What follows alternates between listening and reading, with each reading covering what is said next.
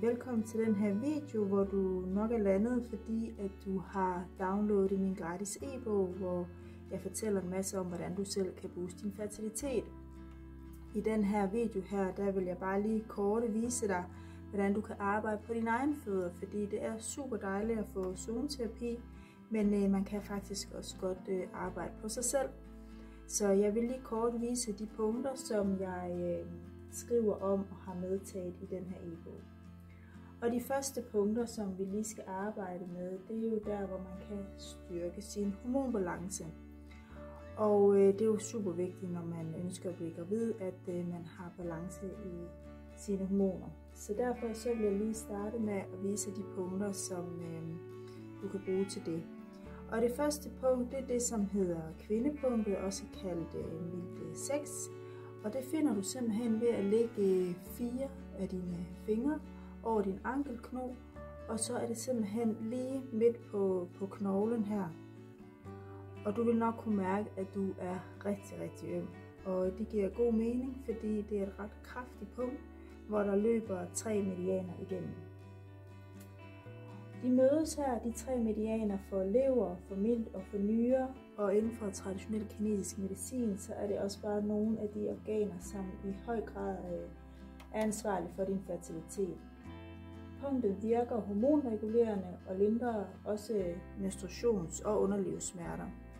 Men det man kan gøre, det er, at man kan lave et tryk, hvor man bare holder trykket, og man kan selvfølgelig også arbejde sig ind i punktet.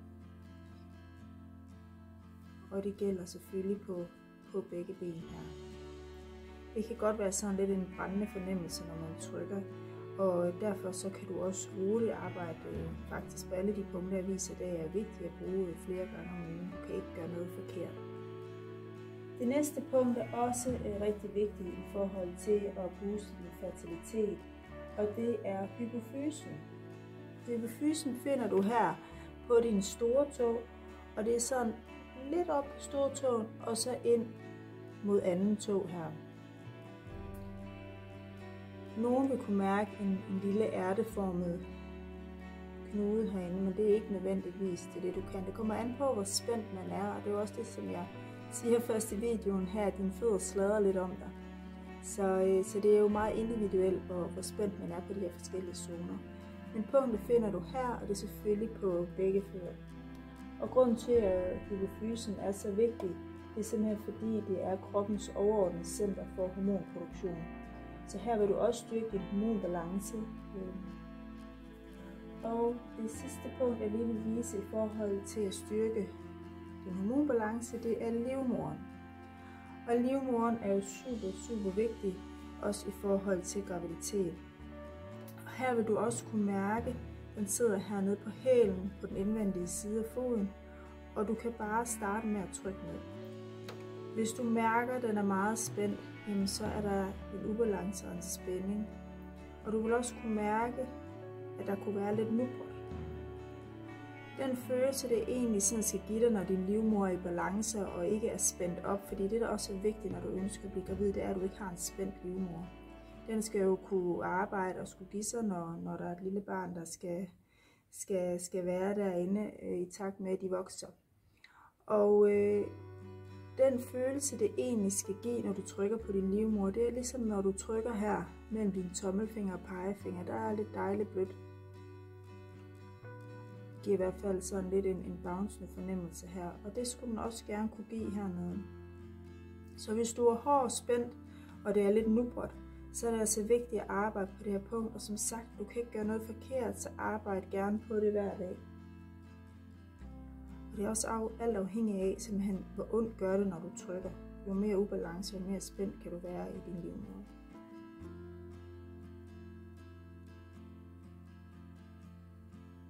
Så vil jeg lige vise dig et lille bonuspunkt i forhold til fertilitet, fordi at inden for zoneterapien, så har man skjoldbruskkirtlen, som man faktisk kalder den 3. æggestokke. Og når du arbejder på skjoldbruskkirtlen, så har den faktisk en gunstig indvirkning på din æggestokke. Og skjoldbruskkirtlen, den sidder jo heroppe omkring stortåen, nede på det her stykke her.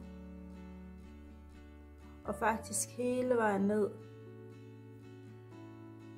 her langs din trædepude på indersiden. Så man arbejder på hele det her område her, så påvirker du zonen for skjoldbruskkirtlen.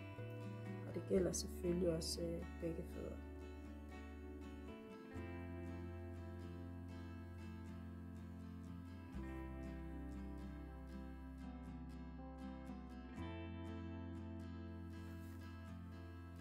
Noget andet, som også er rigtig vigtigt, når du forsøger at blive gravid, det er simpelthen at få forløst så meget stress som muligt i kroppen, fordi det simpelthen kan gå ind og blokere for en graviditet. Og et af de punkter, som er rigtig groundende, og som egentlig også er det mest stressforløsende punkt, som vi har under foden her, det er vores solar plexus punkt. Solar plexus finder du her under trædepuden lige midt for. Og du vil faktisk kunne se, når du laver punktet, at du får sådan nogle streger ud her, ligesom sådan nogle solstråler. Det er et punkt, som man egentlig bare kan sidde og holde på og trække vejret dybt, samtidig med, at når du tager vejrtrækning ind, at du lige trykker lidt hårdere, og når du puster ud, så letter du trykket. Men det er også et punkt, du kan sådan arbejde op i. Det andet punkt, som jeg gerne vil vise dig, det er nyrerne. Og nyrerne finder du simpelthen ved at følge ned under anden tå. Kør ned cirka midt på foden. Det er meget individuelt, hvor de sidder. Nogen kan sidde herover, og nogen kan sidde lidt længere nede. Men du følger anden tå ned cirka midt for, og så arbejder du opad. Hvis du har meget stress i kroppen, så vil du i starten ikke rigtig fornemme noget hernede. Men lige pludselig så vil du fornemme sådan en lille ærteformet knold, eller hvad man siger, eller sådan en lille bønneformet, som man faktisk kan køre sådan lidt med. Og når den dukker frem, jamen, så er du det rigtige sted, og så har du fundet nyrerne. Nyrerne inden for traditionel kinesisk medicin huser vores grundenergi og livsenergi, og derfor så er den bare rigtig, rigtig vigtig. Og desuden så løber vores nyremedian også op igennem vores kønsorganer og giver underlivet styrke til at tage imod en graviditet. Når du nu har fundet nyren her, så er det også lidt nemmere at finde det sidste punkt, som er binyren. Fordi binyren sidder som sådan en lille hat oven på nyren. Så når du kører ned og finder din nyre, så vil binyren sidde lidt indad her, lidt højere op. Og når du arbejder på binyren, så trækker du simpelthen ud af.